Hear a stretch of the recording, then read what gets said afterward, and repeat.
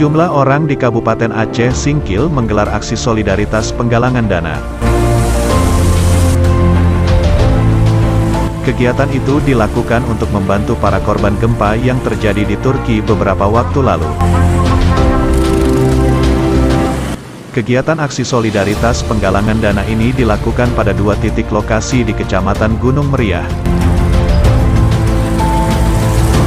Lokasi itu diantaranya di Tugu Simpang 4 Rimo, dan seputaran Pertamina yang berada di Desa Rimo, Kecamatan Gunung Meriah.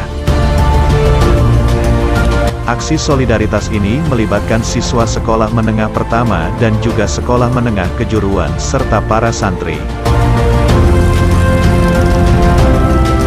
Kegiatan ini juga sebagai upaya mengajarkan para siswa untuk dapat membantu sesama.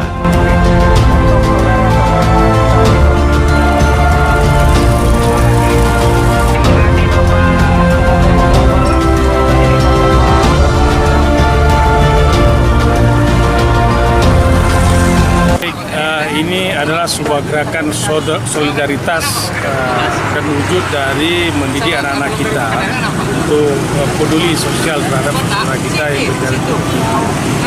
Ini kita, anak-anak kita SMA SMK yang terdekat dari wilayah kita ini di Singkil, aksi sosial peduli penggalangan dana untuk masyarakat Turki dan Suriah.